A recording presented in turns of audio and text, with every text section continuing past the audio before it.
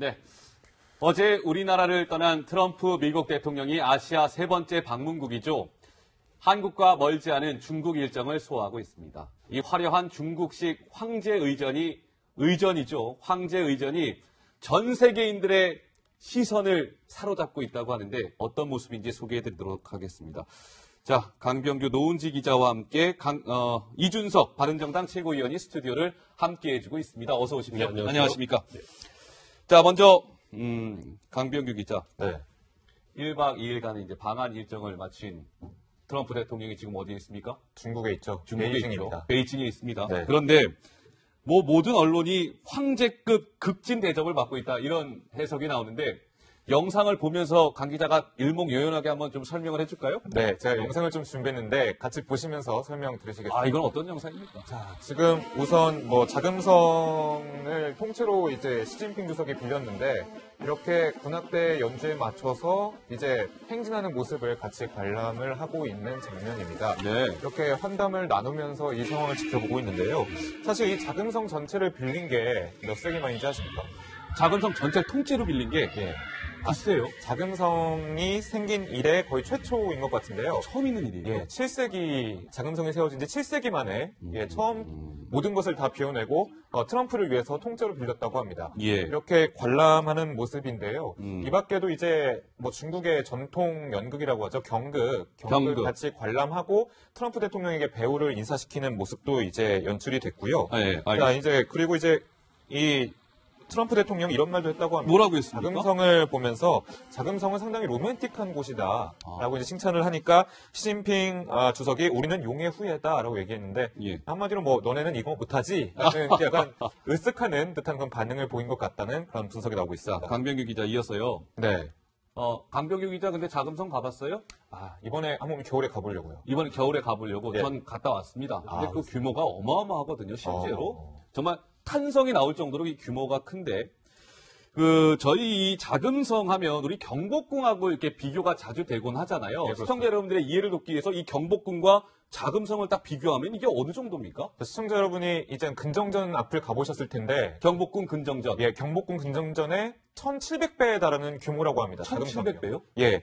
이 밖에도 이제 경복궁을 한 2개 정도 붙여놔야 자금성 1개의 크기가 된다고 하고요. 네. 이제 건축물이 경복궁은 어느 정도 소실이 돼서 지금 현재 180동 정도 남아있지만 그 자금성은요, 궁궐이 90채 정도, 그러니까 예. 경복궁 단위의 궁궐이 90채 정도 있고, 방도 한 8천여 칸이나 될 정도로 상당히 어마어마한 그런 규모를 자랑한다고 합니다. 이 자금성의 이 방이 시청자 여러분, 저희 그래픽에 지금 나가고 있지만 8,704칸이랍니다. 8,704칸의 저 어마어마한 자금성의 모든 방들과 건물을 트럼프라는 미국 대통령 한 사람을 위해서 그냥 통째로 다 비웠다는 거예요. 트럼프 대통령 한 사람을 위해서. 중국이 얼마나 트럼프 맞이에 신경을 썼는지 알 수 있는 대목이 있고요. 노은지 기자.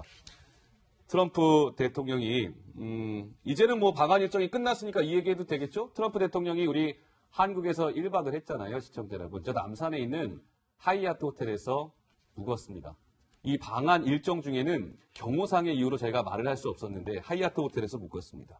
베이징에서는 트럼프 대통령 어디에서 잡니까? 상당히 유명한 호텔 체인에서 운영을 하는 세인트 레지스 호텔, 베이징에 있는 호텔입니다. 여기서 묵는다고 하는데 일단 좀 어마어마합니다. 일반 호텔 방이 아니고 로얄 스위트룸에서 묵는다고 하는데 네. 그 스위트룸의 평수가 60.5평이라고 하니까 일반 우리가 평범하게 사는 아파트의 한 2배 정도 되는 거고요. 예. 그리고 10명이 식사할 수 있는 별도의 식당도 마련이 되어 있다고 호텔 하고. 아마 영상이 준비되어 있는 게 있을 텐데요. 영상을 보면 좀 더 느낌이 오지 않을까요? 네, 영상을 한번 보여드릴게요. 야, 지금 좋습니다. 호텔의 침대의 모습인데요. 저것만 보셔도 전망도 상당히 좋고 여러 가지 서재라든지 개인 사무실도 마련이 되어 있다고 하니까 공간 자체가 넓습니다. 그리고 일단은 그 숙박료 자체가 상당히 비싼데요. 하룻밤에 1,000만 원 정도, 우리 돈으로 1,000만 원 정도 든다고 하니까 네. 상당히 좋은 대접을 하고 있다, 좋은 대접을 받고 있다 이렇게 볼 수 있을 것 같고요. 네. 물론 우리나라에 묵었을 때 그 하얏트 호텔도 좋은 호텔이지만 그럼요. 세인트 레지스 예. 같은 경우는 5성급으로 원래 이제 미국 대통령들이 방문을 할 때마다 묵는 호텔로 유명하더라고요. 예. 특별히 이번 그 트럼프 대통령을 위해서도 마련을 한 숙소로 알려져 있습니다. 그러니까 이번에 트럼프 대통령이 지금 중국에서 여러 가지 지금 이제 환영을 받고 있는데요. 오바마 미국 대통령도 받지 못했던 파격 접대를 받고 있다는 평가가 나오고 있습니다. 그런데 보면 이준석 위원께 질문을 드려야 될 것 예. 같아요. 중국이, 그러니까 트럼프라는 그 미국 대통령을 위해서 황제급 의전을 하는 그 이면에는 저는 그런 걸 좀 봤어요. 이 중국이라는 나라가 시진핑 주석이라는 이 분이 뭔가 이 중국이 이제 미국과 견줄 정도로 많이 발전했다는 것을 뭔가 좀 이렇게 과시하고 싶어 하는 그런 모습들을 전 읽었거든요. 어떻습니까? 그것이 사실 이제 계속 중국이 얘기하는 신형 대국 관계거든요. 예. 그러니까 두 개의 이제 대국이 공존할 수 있다라는 취지에서 하는 이야기인데 이걸 상당히 미국은 불쾌하게 받아들였기 때문에 그걸 이제 만방에 이제 공고히 하는 의미로 트럼프를 불러서 이제 어떤 의전을 하면서도 예. 과시를 하는 목적은 확실히 있어 보이는 게 예. 예전에 2차 세계대전 앞두고도 보면 그 당시에 물론 독재자들이긴 하지만 히틀러랑 무솔리니랑 서로 이제 로마에 와가지고 퍼레이드를 하는데 예. 무솔리니가 자기가 다른 건 뒤쳐져도 히틀러한테 꼭 과시하고 싶어가지고 아. 로마의 멋진 그 건물들을 배경으로 해가지고 군사 퍼레이드 한번 해보고 싶다 그래가지고 길까지 내고 그러거든요. 그러니까 사실 이런 그 지도자들의 자존심 대결이라는 거는 상당히 재밌는 부분이 있는 것 같습니다. 예. 지금 사람 입장에서는. 알겠습니다. 네. 근데 제가 이데스크께 하나 여쭤보고 싶은 게 저한테 있는데 질문을 제가 해도 이런 것만 너무 찾아보나 싶을 정도긴 한데요. 네. 실은 한중일 삼국을 다니는 순방을 하다 보니까 예. 트럼프 대통령 표정을 계속 보게 되더라고요. 네. 근데 한국에 있을 때 좀 피곤해 보이기도 하고 좀 안 웃는다는 걸 저희가 또 짚어드렸는데 중국 가서 너무 활짝 웃어서 혹시 이데스크도 그런 거 느끼시지 않았나요? 저도 똑같은 사람인데 느끼죠. 근데 이 보면, 저희 그런 걸, 어제 우리 정치데스크 시간에도 이 트럼프 대통령이 방한 일정을 소화하는 중에 약간 좀 표정이 조금은 좋지 않은 부분들이 포착이 됐다라는 말씀을 드렸는데, 이게 지금 중국에 도착했을 때의 모습이죠? 예, 네, 중국에. 우리나라에 도착을 했을 때 그리고 중국에 도착한 모습이 오른쪽 화면인데 왼쪽이 그 우리나라 왔을 때 모습인데요. 사실 멜라니아 여사 같은 경우는 선글라스를 쓰고 있어도 표정 잘 안 보이는데 웃지는 않는 모습이에요. 네. 햇볕이 밝았는지 눈도 좀 찡그린 모습인데 어제 이제 중국 베이징에 도착했을 때 모습을 보니까 이제 뭐 허둥들도 안아주면서 상당히 이런 밝은 부분도 표정. 딱 비교가 되네요. 예. 그렇죠. 이제 문재인 대통령은 사실 같은 장소에 있지만 좀 뒤따르는 모습이 많이 보였다면 시진핑 주석과는 나란히 서 있는 모습이 많이 보였었고요. 예. 그리고 대화를 나누지 않고 저렇게 밥을 먹는 모습이 보였는데 시 주석에게는 계속 대화를 시도를 하면서 말을 걸고 물어보고 이런 모습이 보여서 저런 것만 좀 촬영을 한 건지 중국에서 그건 네. 모르겠지만 어쨌든 좀 눈에 띄는 비교는 좀 됐던 것 같아요. 그냥 이제 3일째라 시차 적용된 거 아닐까요? 시차 적용이 된 것이다. 네. 이제 순방 3일차를 이제 맡고 있기 때문에 아시아 예. 지역에 이제 세 번째 나라 가서 이제 제가 봤을 때는 좀 시차 적용된 거 아닌가라는 생각도 해봅니다. 알겠습니다. 어제 자금성 둘러볼 때 보니까 이 트럼프 대통령이 뭐 미소를 짓는 모습을 뭐 자주 볼 수 있었습니다만 뭐 지금 이준석 위원처럼 뭐 그런 해석도 가능하겠네요. 이제 시차 적용이 어느 정도 된 것 아니냐 이런 해석도 가능할 텐데 노은지 기자 어제 전 이 모습도 좀 특이하다고 봤어요. 그 트럼프 대통령과 이제 시진핑 주석 이 두 사람인데 시진핑 주석이 트럼프 대통령과 옆에서 같이 걷는데 네. 이제 날씨가 좀 춥잖아요.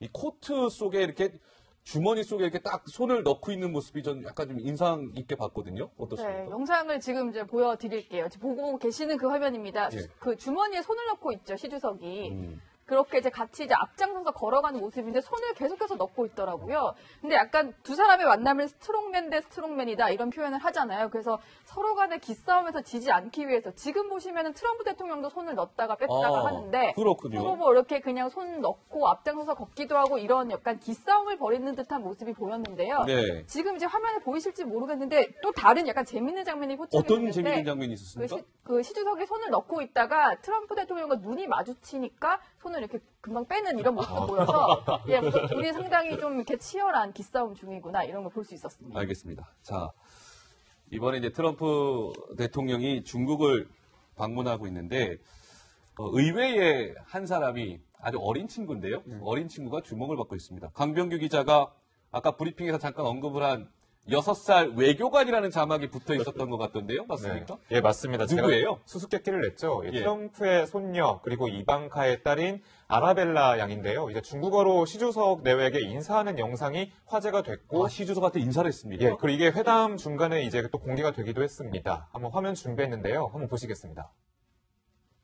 爷爷你好，彭奶奶你好，大家好，让我唱一个首歌吧。我们一天天美丽的天年，滴滴的河水流过。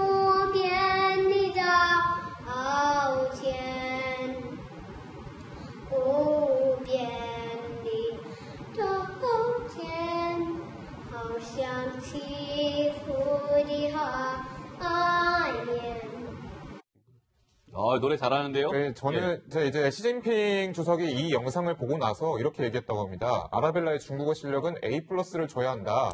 중국을 방문하기를 희망한다. 이렇게 얘기했는데 이준석 최고위원도 중국 있었잖아요. 예전 중국어를 좀 했는데 네. 성조가 좀 안 맞는 걸로 봐가지고는 좀 외우게 시킨 거 아닌가라는 생각이 좀 들긴 드네요. 메이플이라는 건 너무 그러니까 6살의 당연히 네. 입장에서는 당연히 잘한 건데요. 그런데 어쨌든 뭐 제가 봤을 때는 미국 측의 성의를 보인 거 아니겠습니까? 그렇기 때문에 아마 시진핑 입장에서도 A+로 답하면서 또 기대를 나타낼 수밖에 없었을 겁니다. 알겠습니다.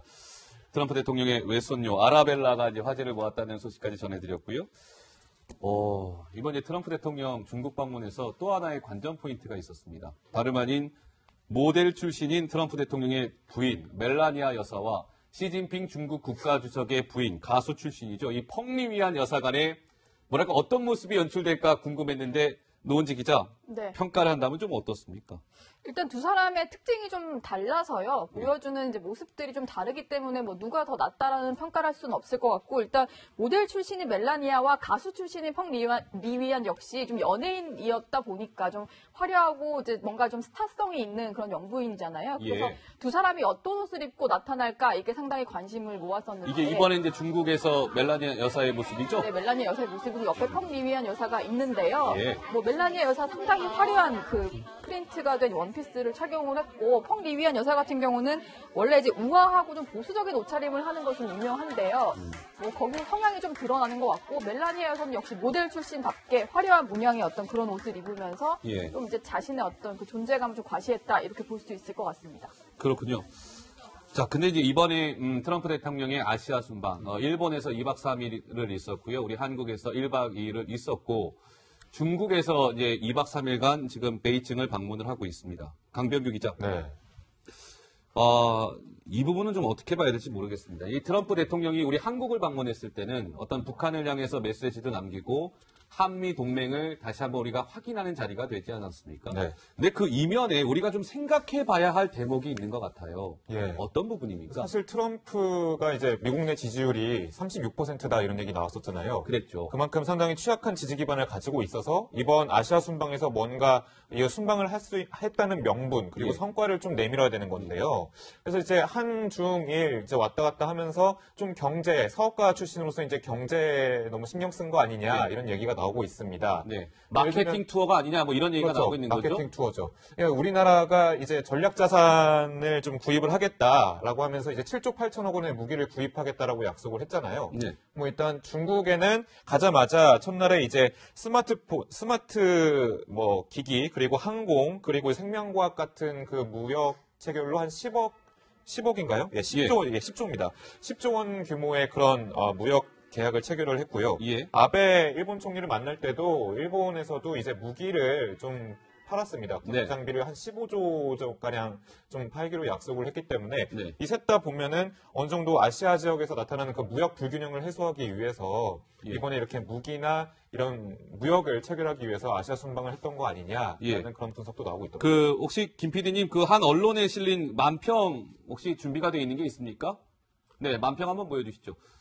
자, 강병규 기자. 네. 저 만평이 뭔가 지금의 우리가 이야기하고 있는 트럼프 대통령의 이번 아시아 순방은 이른바 마케팅 투어가 아니냐라는 걸 잘 표현해주고 있는 만평인 것 같습니다. 예, 그렇습니다. 일단 문재인 대통령 그 말풍선에 보면 미사일 중량이 무제한 해제되는 것도 사실 이번 회담의 성과였잖아요. 예. 그걸 약간 거래를 한 거 아니냐. 미사일 중량을 제한을 풀어주면서 대신에 무기를 사주기로 좀 약속을 하고 그러면서 무기를 사주면 또 좋은 게 한미 FTA가 미국에게 불평등하다라고 트럼프가 주장을 해왔었잖아요. 그랬죠. 그걸 좀 해소해주는 면도 있겠다. 그래서 약간 그런 부분, 어떤 거래적인, 경제적인 거래 측면의 부분을 잘 꼬집은 만평이라고 볼 수 있을 것 같습니다. 그러니까 뭐 일각에서는 일각이라는 제가 단서를 달겠습니다. 그러니까 트럼프 대통령이 우리 한국을 방문해서 이제 코리아 패싱은 없습니다. 우리 한미 동맹은 아주 굳건합니다. 라는 걸 약속했는데 그 이면에 우리는 미국의 지금 무기를 한 7조 8천억 원 정도에 되는 무기를 사야 하는 상황인 것이죠. 그 대가치고는 우리가 너무 많은 비용을 지불해야 되는 것 아닌가라는 일각의 주장과 분석이 나오고 있고요. 실제로 이준석 의원, 예. 일본에서도 지금 아베 총리를 향해서 굉장히 비판의 목소리를 내고 있다고 그러더라고요. 그러니까 아베도 이제 일본에서 사실상 공격받는 지점이 5년 동안 이제 집권하면서 미국의 무기를 산 게 거의 15조가 넘는다는 거 아니겠습니까? 네, 근데 추가 여기서 하는 겁니다. 더 사겠다고 이제 했기 때문에 이게 재정 상황을 고려해서 한 발언이냐 아니면 단순히 그냥 트럼프 대통령 비위를 맞추기 해가지고 지킬 수 없는 약속들을 한 것이냐에 대해 가지고 일본 내에서 비판이 굉장히 많고 예. 저는 약간 의아했던 것이 우리나라에서 이제 계속 나왔던 얘기가 원자력 잠수함 보유 가능성을 이제 트럼프 대통령이 합의한 거로 돼 있거든요. 네. 근데 이게 사실 원래 미국과 일본, 아니, 중국과 일본이 이걸 굉장히 두려워합니다. 한국이 원자력 잠수함을 보유하는 것을. 그렇겠죠. 왜냐하면은 생각해봤을 때 우리 원자력 잠수함은 미사일 쏘기 위한 플랫폼이 아닙니다. 다른 나라의 이제 수상함이나 아니면 항공모함 같은 걸 잡기 위해 가지고 하는 무기이기 때문에 네. 우리가 뭐 북한 함정을 잡기 위해서 그런 걸 도입하는 건 아니지 않습니까? 그렇기 그렇죠. 때문에 뭐 사드 문제처럼 또다시 이런 게 다른 중국과의 갈등으로 불거질 수 있다라는 얘기가 전문가 사이에서 나오고 있습니다. 네, 알겠습니다. 트럼프 대통령의 지금 방중 일정과 관련돼서 또 방한 일정이 남긴 뭐랄까요? 과제라고 해야 되겠죠. 과제까지 짚어봤고요. 이번에는 여의도로 한번 가보겠습니다.